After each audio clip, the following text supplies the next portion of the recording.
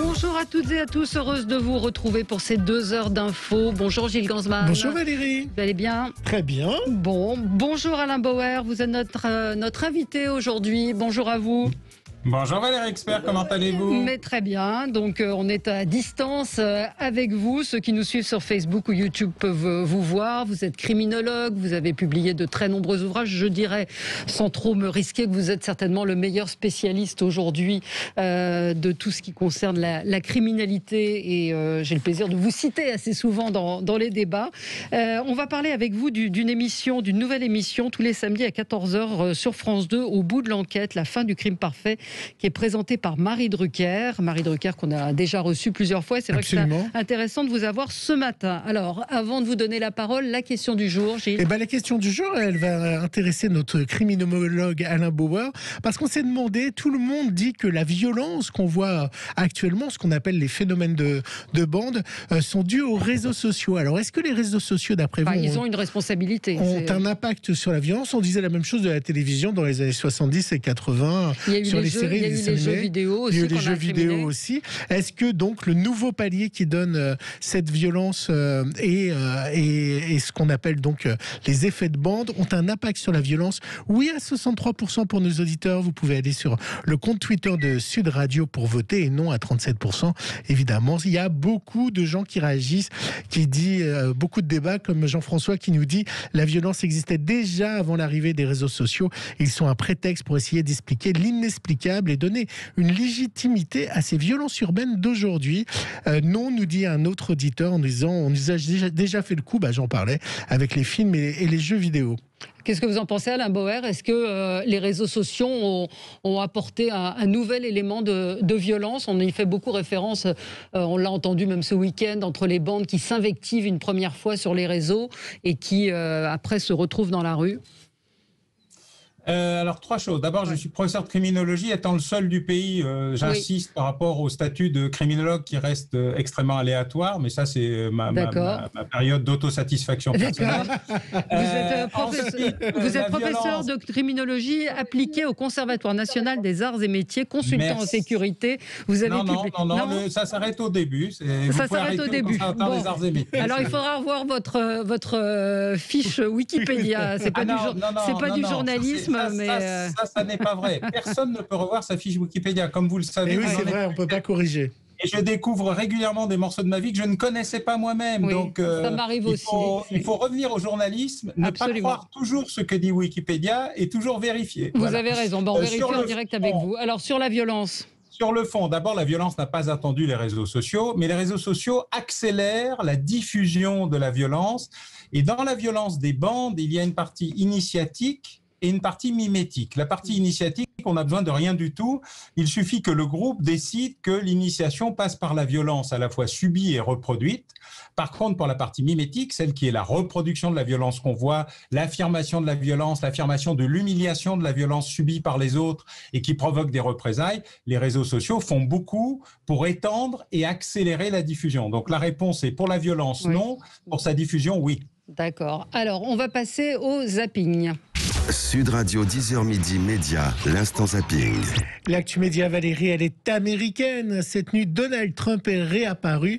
Alors, c'était son premier meeting depuis la victoire de Joe Biden. Un Joe Biden qui n'a pas épargné Donald is back. Est-ce que je vous manque ? Je me tiens devant vous aujourd'hui pour vous dire que l'incroyable voyage que nous avons commencé ensemble il y a 4 ans est loin d'être terminé. Joe Biden a connu le premier mois le plus désastreux de tous les présidents de l'histoire moderne. C'est vrai. L'administration Biden a déjà prouvé qu'elle était anti-emploi, anti-famille, anti-frontières, anti-énergie, anti-femmes et anti-science. Et qui sait, je pourrais décider de les battre une 3e fois. Donc voilà. Il est revenu en pleine forme. Il était en pleine forme, notre ami. Restons aux USA. Hier, c'était les Golden Globes, Valérie. Ils avaient lieu, alors en virtuel. Il n'y avait pas de tapis rouge, rien du tout. Tout était en vidéo. Et ça a été une razzia pour Netflix. Plus de 15 prix, dont le jeu de la dame, dont on avait beaucoup parlé ici. Et un succès pour The Crown, récompensé les acteurs. Gillian Anderson, meilleure actrice dans un second rôle pour Margaret Thatcher. Josh O'Connor, c'est celui qui jouait le prince Charles. Et meilleure actrice, la princesse Diana, et Emma Corrin, sacrée meilleure actrice. Merci beaucoup tout le monde. Merci à cet incroyable casting. Merci d'avoir été à mes côtés. Merci à Josh, mon prince charmant. Ça n'aurait pas été la même chose sans toi. Sur vendredi, sur C8. Je voulais juste demander à Alain Boer s'il regardait les séries policières sur les plateformes.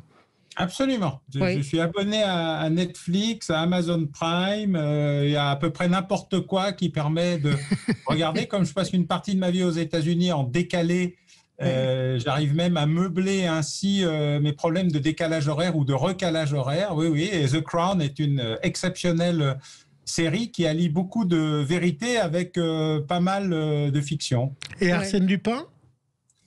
Alors moins, parce que je trouve que Maurice Leblanc, alors en fait c'est pas une série Arsène Lupin, c'est une série où on lit Arsène Lupin, mais je trouve qu'Arsène Lupin a beaucoup fait pour la relecture de Maurice Leblanc et donc le retour à la redécouverte de ses ouvrages. Mais j'ai beaucoup aimé effectivement Arsène Lupin, le gentleman cambrioleur, mais plutôt la version d'écrière en ce qui me concerne. C'est mon côté vieux jeu. Oui, je suis d'accord avec vous. Gilles, on continue. Vendredi sur C8, n'en touche pas à mon poste, Cyril Hanouna recevait le fils du tueur en série, Michel Fourniret, qui va donc bientôt va avoir sur TF1, va diffuser un téléfilm qui va s'appeler La Traque, basé sur l'histoire de son père, donc Michel Fourniret, un téléfilm auquel il s'oppose. Pour lui, on doit respecter les victimes. On est à la place des proches, des victimes. Voir un film qui va sortir comme ça, sur l'homme qui a tué votre fille, vous imaginez ça ? C'est invivable. Se dire, c'est l'homme qui a tué ma fille, on fait un film sur lui, on le passe à la télé, les gens vont gagner de l'argent sur ça. C'est impressionnant.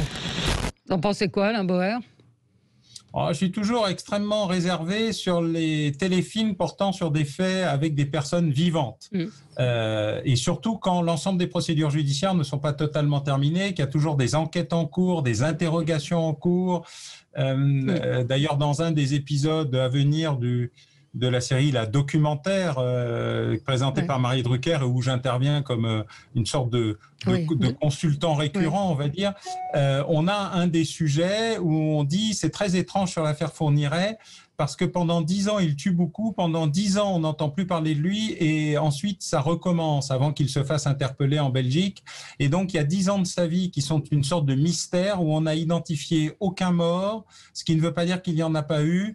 Et moi, je recommande l'immense prudence sur les affaires judiciaires qui n'ont pas encore connu de conclusion fiable et stable. Oui, mais je suis assez d'accord avec vous. Une immense prudence sur ce qui est dit, puisque ce matin, Jean-Marc Morandini mettait sur son site le réalisateur du film, Yves Régnier, qui expliquait à demi-mot que en fait, la famille Fourniret, dont le fils, aurait demandé de l'argent pour pouvoir être intéressé par l'adaptation, et apparemment l'adaptation s'est faite sans la famille, et évidemment, il demandait d'où petite réaction. On verra, je pense qu'il y aura une suite aux déclarations d'Yves Régnier. Voilà pour la précision de l'affaire. Je vous ai parlé ici du défi, vous savez, lancé par Emmanuel Macron aux youtubeurs MyFly et Carlito.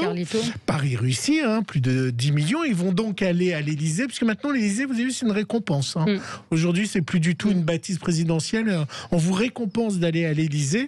Et du coup, François Ruffin leur a aussi lancé un défi à McFly et à Carlito. Je pense que ça va devenir une habitude de leur lancer des défis. Écoutez François Ruffin de la France Insoumise. Vous savez qu'il y a eu une tradition littéraire où on dit voilà, vous devez utiliser un certain nombre de mots. Moi, j'aurais envie de lancer comme défi à McFly et Carlito d'utiliser par exemple le mot Benalla dans leur discussion avec Macron, d'utiliser le mot RSA jeune, d'utiliser le mot Jojo le gilet jaune, j'en sais rien, vous pouvez nous donner d'autres idées.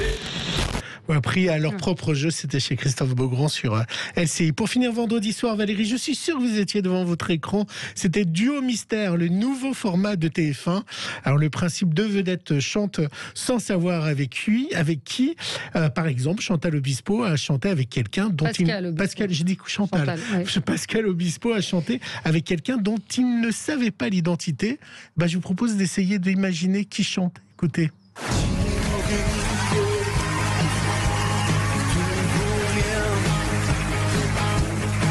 À nos chevilles, loin, bien loin. Tu ris mais sois tranquille.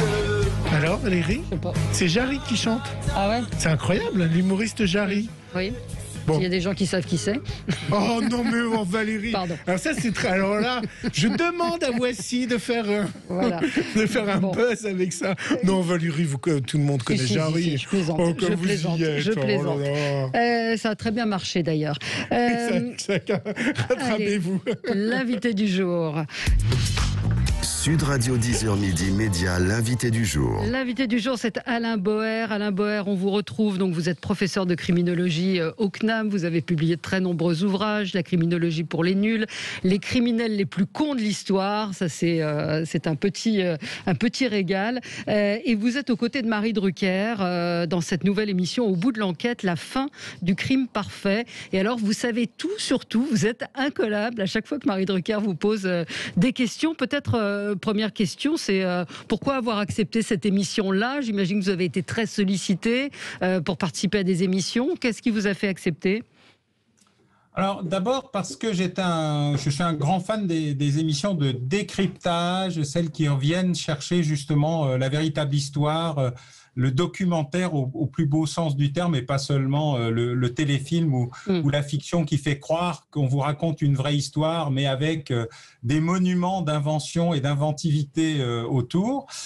Ensuite parce que je participe souvent à la préparation de documentaires et même je participe dans des documentaires, y compris il m'est arrivé de participer à un documentaire sur Colombo ou à un documentaire sur Agatha Christie parce que je suis un fervent lecteur et donc c'est intéressant aussi de démontrer que le roman a beaucoup aidé la criminologie. Je rappelle qu'Edmond Locard, par exemple, le grand patron de la police scientifique, est un immense ami de Frédéric Dard et un fervent passionné de San Antonio. Vous voyez, je ne suis pas le premier à être entre deux rives de l'histoire. Et puis là, on m'a demandé deux choses très différentes. La première, c'est d'aider à préparer l'émission.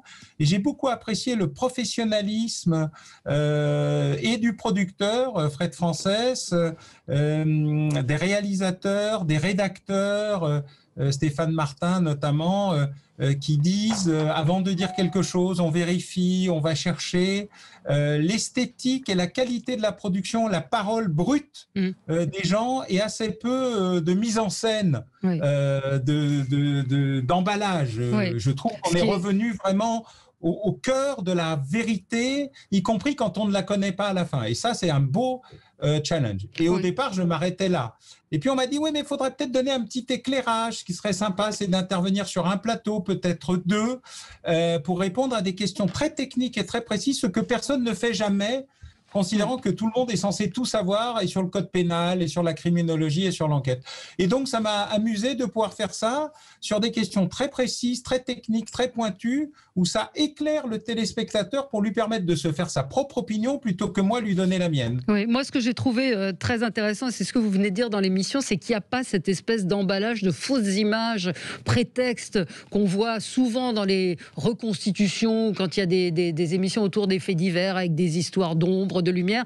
Là, c'est clair, net, on voit les lieux où les choses se sont passées, des témoins qui sont interrogés parce que cette émission traite de cold case, donc de cas qui datent parfois d'il y a 50 ans, et on voit à l'aune des techniques actuelles comment aujourd'hui les crimes peuvent ou auraient pu être résolus. Est-ce qu'il y aura de moins en moins de cold case grâce justement à la technologie et aux nouvelles méthodes ? L'avantage, c'est déjà on s'est rendu compte qu'il y en avait beaucoup plus qu'on ne l'imaginait. Absolument. Au départ, on pensait qu'il y en avait une centaine, puis on est passé à 200. Les avocats spécialisés dans ces affaires disent qu'il y en aurait 1 millier. En tout cas, pour la première fois, du point de vue de la gendarmerie nationale, qui est la première à avoir mis en place une division spéciale cold case, du point de vue de la magistrature, il y a un groupe de recherche qui est autour de magistrats, d'avocats, d'experts qui s'est mis en place.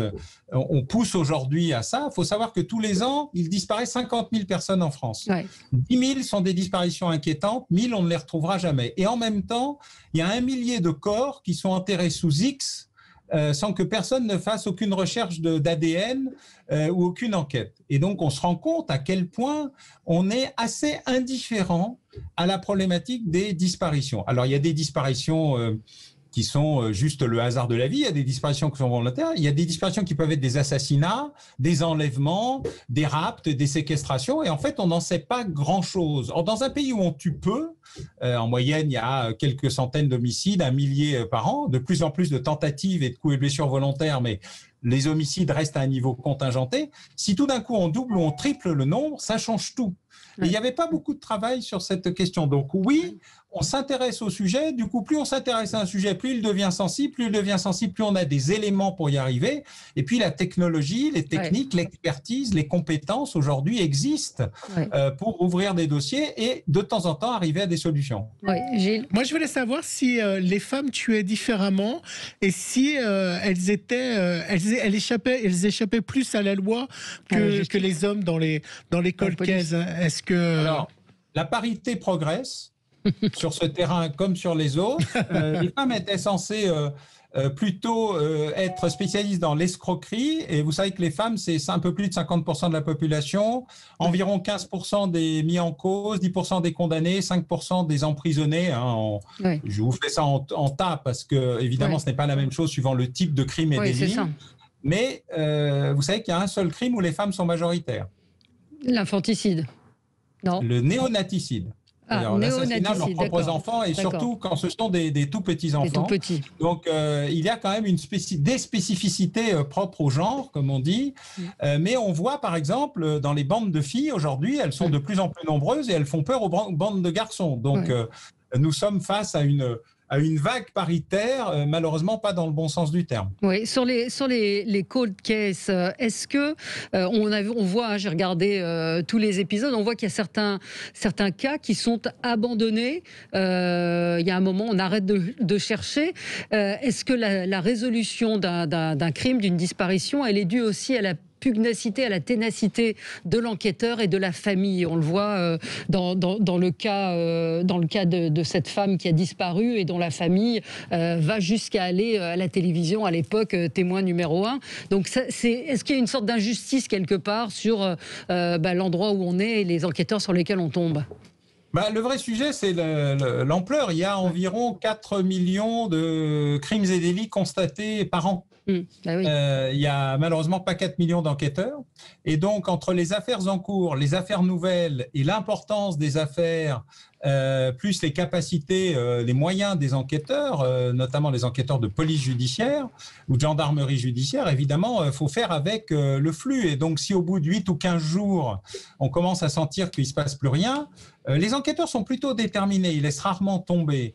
Mais ils sont submergés par le flux.